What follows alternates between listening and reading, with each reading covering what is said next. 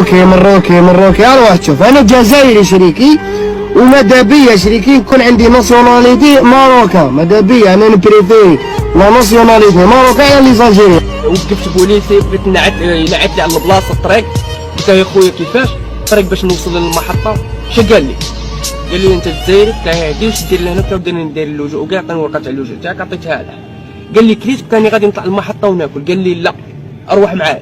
ثاني القهوه وجاب لي كليت وشربت ومشى دار وجاب لي الدخان وقال لي مرحبا بك راك عندك خوت. اللي حب يزعف يزعف، واللي حب ينحي الابوني نحيها ويروح، اللي حب يكرهني يكرهني. انا جزائري ونحب المغاربه، والمغاربه خاوتي ونحبهم ونريح نحبهم ونريح نبغيهم ونموت عليهم. وجميع واحد الفتنه وكيلك ربي. الرسول عليه الصلاه والسلام يقول لك اول انسان يدخل النار هو النمام، والله عز وجل ما راحش كاع يغصبك يوم القيامه. والله غير لا بغى كتبت كلمه بركه وكتبت كلمه وشاركت في هذه الفتنه اللي راهي صاريه. هذه الفتنه راهي كبيره صاريه بين زوج شعوب مسلمين تجمعنا كلمه لا اله الا الله محمد رسول الله. هذا عبد المجيد تبون ما راحش يرقد في الليل النجاحات نتاع المغرب.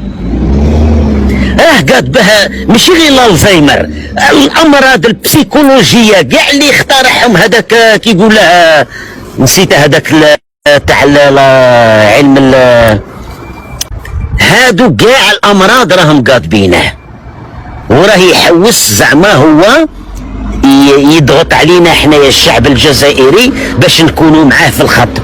لا خويا احنا خاطينا وخاطيك. الى انت يا تبون عندك عقده مع المغاربه وعندك عقده من جهه المغرب، انت يا ولا مافيا تاعك ما تسييش تفرسي علينا هاد العقده حنايا الشعب.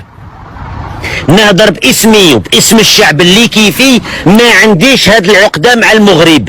او كونترير انا وين ما يديروا كاش نجاح انا نصفق عليهم ونفرح لهم.